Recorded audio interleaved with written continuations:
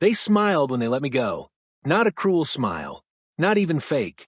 It was the kind of smile people wear when they think they're doing you a favor. Sorry, we have to let you go, they said. They even called it a difficult decision. But their tone didn't match their words. I sat there nodding. My mind was quiet, but my chest burned. They told me I was a good worker. They told me it wasn't personal. That business was slow. Budgets were tight. And then they smiled, as if I'd thank them. As if losing my income, my security, and my routine was a blessing in disguise. I didn't cry. I didn't argue. I just stood up, shook hands, and walked out, box in hand, heart on fire. You never think it'll happen to you. You show up early. You stay late. You do more than you're asked. And then one day, it's over. Just like that. No warning. No second chance. Just a final meeting and a forced smile. I walked to the parking lot in silence. Not angry. Not scared. Just blank.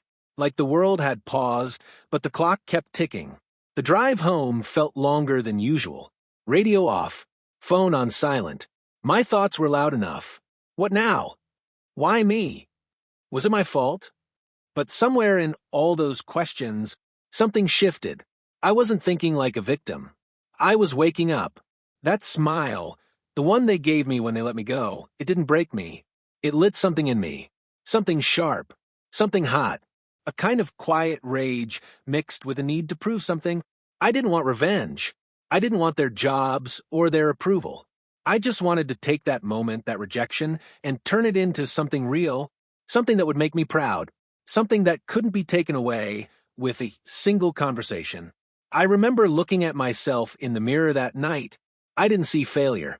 I saw potential, and pain, and power. It was raw. It was messy, but it was mine. Most people are never ready for the day they lose their job, but no one talks about what comes after. What happens when you have nothing to fall back on? No plan B, no safety net, just your thoughts and the fire building inside you. That was the start, not of my downfall, but of everything that came next. I still remember the sound of the office door clicking shut behind me. It was cold outside, but my hands were sweating. The box I carried wasn't heavy, but it felt like the weight of failure. A few notebooks, a mug, a photo frame. That's all. It's strange how a few things can feel like your whole world when you're walking away from the life you thought you had. I sat in my car for almost an hour. Didn't start the engine. Didn't call anyone. I just stared at the steering wheel. I couldn't decide if I was shocked or numb. A strange quiet surrounded me, but inside it was chaos. All the questions came crashing in. How will I pay rent? What will I tell my family? Was I not good enough? Was I too quiet? Too replaceable? I replayed the meeting in my head over and over. Their polite words, their fake kindness, their practice lines meant to soften the blow. It felt like being punched with a pillow. Still hurts, just softer. That night, I didn't sleep much. The ceiling had all my attention. I kept thinking about the years I gave them. The birthdays I skipped, the late nights I stayed, the weekends I worked. And now it was all gone. Erased with a handshake. But something else started to creep in. Not sadness. Not even anger. Something different. A whisper inside me saying, "This is your chance." I didn't know where it came from, but it kept growing louder. I grabbed a notebook. Blank pages stared back at me. I wrote one sentence. What can I do with what I have? That question changed everything. I listed my skills. Nothing fancy. A little writing. Some design. I was good with people. I could solve problems. I could think fast. Most of all, I could learn. I wrote another sentence, start small, and that became the rule. I didn't need a big idea. I just needed a beginning. The next morning, I didn't look at job boards. I looked at ideas, not dreams, not lottery wins, real things, simple things, things I could try, things I could build. I watched free tutorials online. How to start a freelance profile. How to pitch your first client. How to write a cold email. I read for hours, not just to learn, but to stay sane. My mind needed direction. My heart needed hope. I remember how quiet the house was those first few days. No alarm. No meetings. No one checking in. It felt strange, like the world had moved on without me. But slowly, I started to feel something I hadn't felt in a long time. Control. For the first time, my time was mine. I could decide what to work on. I could choose what to chase. Every small step I took felt more personal, more real. I wasn't just trying to survive anymore. I was trying to create something. I didn't tell anyone at first. Didn't want to explain. Didn't want to hear, you should apply for more jobs. I didn't want safety. I wanted freedom, even if it scared me. And yes, I was scared. Every day felt like a risk, but every morning I woke up, that fire still burned. And I knew, deep down, that this was the beginning of something I had never dared to chase before. There's a moment when everything feels quiet, not because it's peaceful, but because you're about to do something that might change your life. I sat at my old desk at home, small, scratched, pushed up against a wall. Same place I used to play games or scroll, endlessly. Now it was my new office. My new start. No boss. No deadlines. No paycheck coming. Just me, my thoughts, and a cheap laptop. I opened a blank browser tab. Typed, how to make money online. The search results felt endless, and honestly, most of it looked fake. But I kept scrolling, digging past the noise. Eventually, I found a few stories that sounded like mine. People who started with nothing. People who built something out of struggle. And suddenly, it didn't feel impossible anymore. It felt reachable. I started learning. Not with fancy courses or big promises. Just free YouTube videos and articles. Late nights. Long hours. Most of it didn't make sense at first. But I kept going. One tutorial at a time. One new skill every day. I tried writing blog posts. I designed simple graphics. I pitched myself as a freelancer, even though I barely knew what I was doing. Most people ignored me. Some laughed, but a few replied, and that's all I needed. My first client paid me $15. $15. It wasn't much, but it felt like a million, because someone out there, a stranger, believed I could solve their problem. That changed something in me. I wasn't just an ex-employee anymore. I was a builder, a doer. I started tracking every dollar I made, not because it was impressive, because it was proof. Proof that effort, no matter how small, was starting to work. The failures came fast too. Bad clients, missed deadlines, wrong prices. I made mistakes every single day, but I refused to stop. Every mistake taught me something the job never did. How to think, how to adapt, how to stand on my own feet. I stopped comparing myself to others. I stopped checking what my old coworkers were doing. I didn't care anymore. My world was new, and I had no time for regret. Each morning I made a list. 3 tasks. That was it. Just 3. Learn something new. Do something real. Reach out to someone. Day by day, things started to shift. I got faster, more confident. My emails got replies. My work got better. I raised my rates. I got reviews. People started recommending me. It didn't happen overnight. There were days I wanted to quit. Days I questioned everything. But every time I felt like giving up, I remembered how they smiled when they let me go. And I remembered how it made me feel. Not broken, but lit up. That fire pushed me through the hardest days. It kept me focused, kept me grounded, and slowly I was building something they couldn't take away this time. The early days were messy. No plan, no steady income, just a routine I built from scratch. Wake up, wash up, sit down, get to work, even when there was no work yet, even when no one was watching. That's the part no one tells you. How boring success looks in the beginning. Most days, I didn't even leave the house. I was glued to my screen, switching between learning, applying, and hoping. Some mornings I'd open my inbox and find silence. Other times, I'd get a client who wanted everything done yesterday for pennies, but I took it. Not because I was desperate, but because I was learning. Every project was a lesson. How to talk to clients. How to write clearly. How to deliver on time. How to say no when it didn't feel right. I made 1,000 small decisions. None of them felt huge in the moment, but together they built a foundation. I started to treat my work like a real business. even when it was just me in my room with instant coffee and no breaks. I created a brand name. I built a simple website. I learned how to write an invoice. Every tiny step gave me a little more control. The money started to trickle in. Not fast, not big, but steady. First $100 a week. Then $300. Then 1 month, I hit $1000. I stared at that number for hours, not because it was life-changing, but because it proved I was changing. I didn't post it online. I didn't tell many people. This journey wasn't for show. It was personal. It was between me and the fire they lit when they let me go. I stopped thinking like an employee, started thinking like a builder, like someone creating a system that didn't need approval to grow. I experimented. I offered new services, tried new platforms. Some failed completely. Others clicked in ways I never expected. But the one thing that stayed the same? Consistency. I showed up every single day. There were no off days. No one to blame. If I didn't move, nothing moved. That kind of pressure didn't scare me. It focused me. I made a rule: progress over perfection.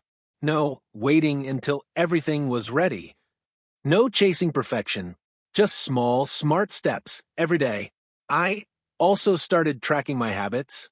How many hours I worked. What I spent my time on. Which clients were worth it and which weren't. I started saying no more often. Not every opportunity is a good one. I wanted to grow, but I didn't want to burn out again. I had already been broken once. I wasn't going to let my own hustle break me next. So I paced myself, focused on quality, built relationships, not just income, and it paid off. Old clients came back. New ones came from referrals. My inbox was no longer a place of fear. It became a place of possibility. That fire inside me didn't fade, but it changed shape from raw pain to quiet power, from chaos to clarity. And I could feel deep down that I was no longer chasing something. I was building something real. It happened on a random Tuesday. I still remember the time, 3:14 p.m. I got an email notification. Another new message. I clicked without thinking, and there was my first big client. They wanted a full project, something serious, and they were willing to pay well. I read the message 3 times to be sure. It wasn't a scam. It wasn't too good to be true. It was real. They found my work online, liked my style, and wanted me for the job. No back and forth. No games. Just a clear offer and trust in my ability. I didn't jump out of my chair. I didn't shout or scream. I just sat there still. Let it sink in. This was it. The moment I had imagined every night. The kind of message I used to dream about when no one was replying to me. That one project paid me more than my entire last paycheck from the job I lost. But it wasn't just about the money. It was about what it meant. Proof that my work had value. That my effort was being seen. That I could build something of my own and people would trust it. I worked on that project like my life depended on it. Double-checked every detail. Polished every word. Delivered early. And the client? They were thrilled. A week later, they sent another email. They had a second project, this time even bigger. And they had already told 2 of their friends about me. That was the first time I felt it. Momentum. Like I had been pushing a boulder uphill for months, and now it was starting to roll on its own. Slowly but steadily, more messages started coming in. People who had seen my work. People who said they'd been looking for someone like me. Every new message gave me energy. Not because it was easy, but because I knew what it took to get here. I started keeping a wins journal. Just a small notebook where I'd write down the good things. A kind review.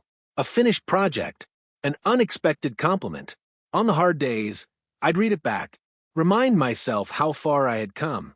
My income grew, but so did my belief. I wasn't guessing anymore. I was building on purpose. And with every new client, I got better.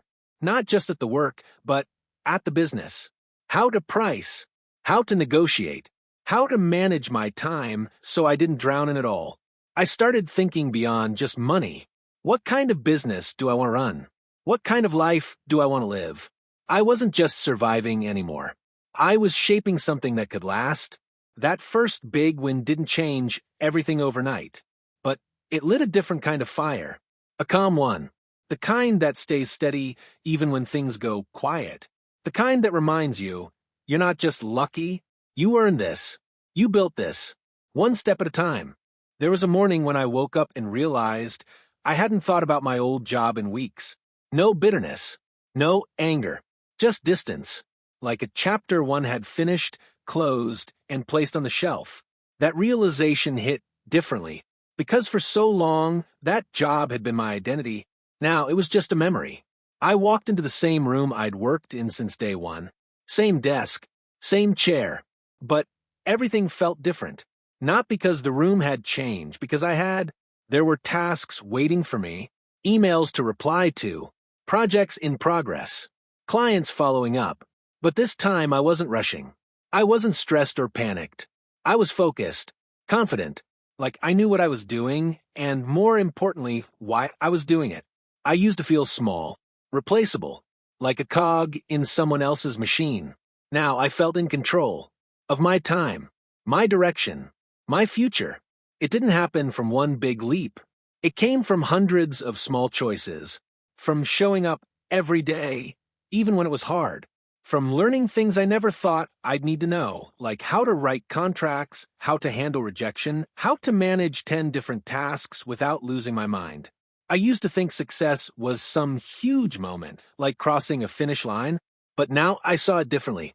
It was in the quiet details, like checking off a task list I made myself, like getting paid on time from a client I landed through my own effort, like being able to say no to things that didn't align with my values. People started asking me for advice, friends who were still stuck in jobs they hated, cousins thinking of freelancing, even strangers online who saw my work and wanted to know how I got started. I told them the truth, that it wasn't magic. It wasn't overnight. It was work. It was patience. It was failing and not quitting. Some days I still doubted myself. That never fully goes away. But now I had proof to fight those doubts. I had real results, real wins, real progress.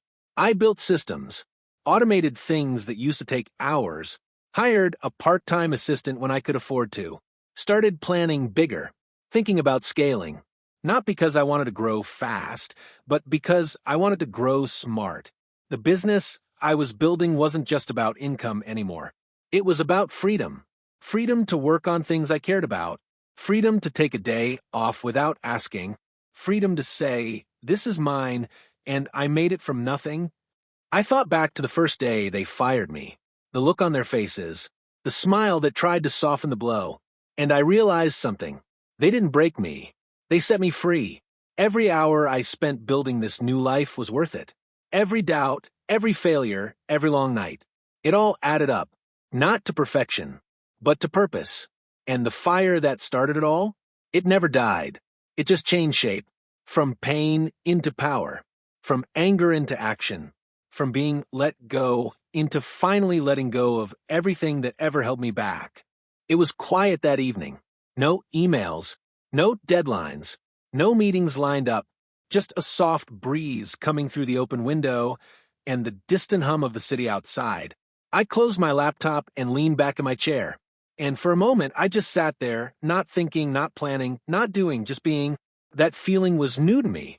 Peace without pressure. Stillness without panic. There was a time when silence scared me. When not having something urgent meant I was failing. Now it felt like balance. I walked around the room, looking at everything that had changed. The notebooks filled with ideas. The whiteboard with crossed-out goals. The books stacked in the corner, all worn out from constant flipping. And I realized how far I'd come. There were still things I didn't know, still mistakes I'd probably make. But the fear that used to follow me everywhere had gotten quieter. It didn't vanish, but it stopped running the show. I remembered nights where I couldn't sleep because I didn't know how I'd make rent. I remembered mornings where I doubted if any of this would work. But I kept showing up, and somehow, piece by piece, the struggle had turned into structure. Some days, the fire still burns wild. Other days, It's more of a steady glow, but it never goes out. It lives in everything I do. Not out of anger anymore, but out of purpose.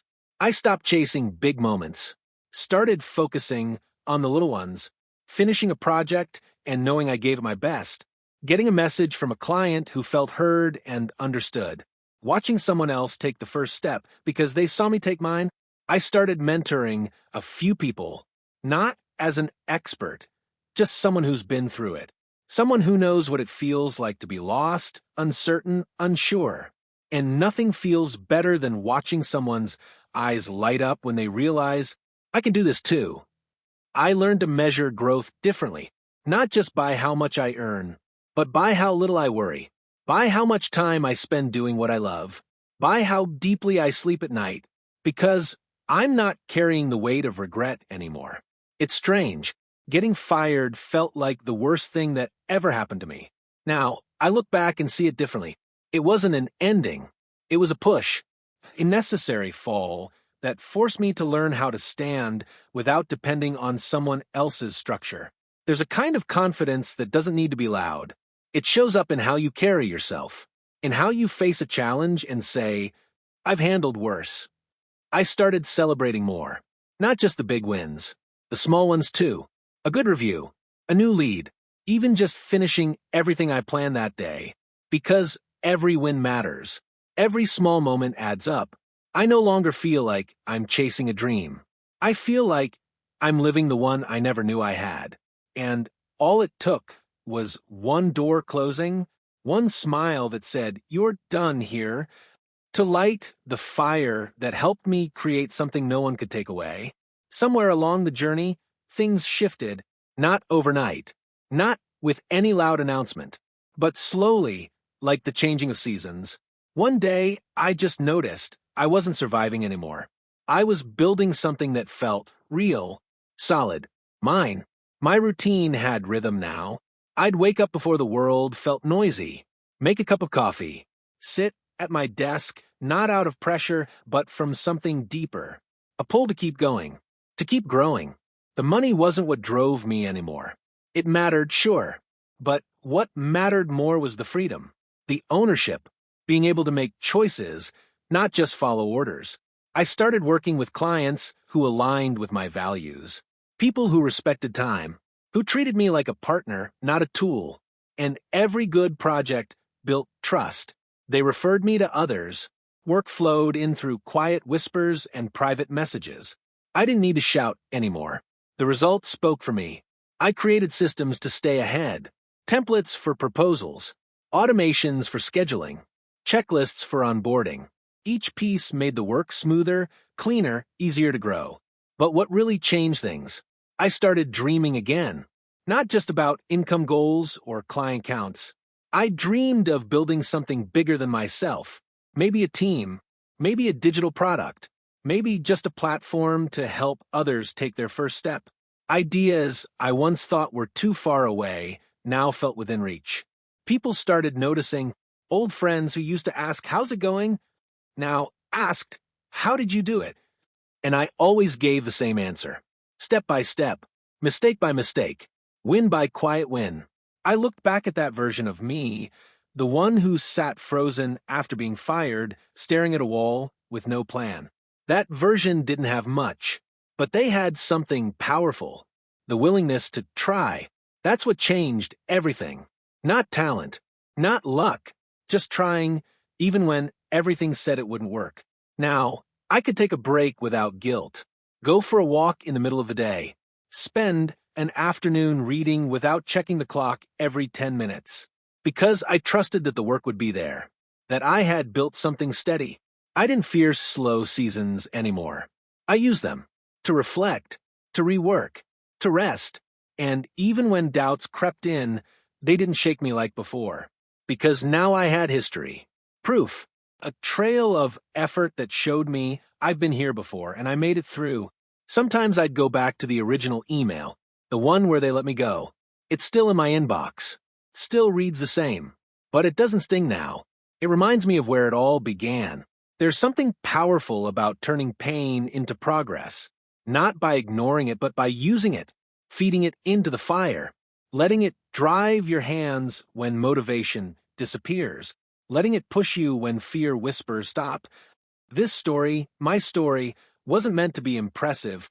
It was meant to be real, to show what's possible when you decide not to quit, when you build, not because it's easy, but because something inside you refuses to settle. I still have goals, still have things I haven't reached yet.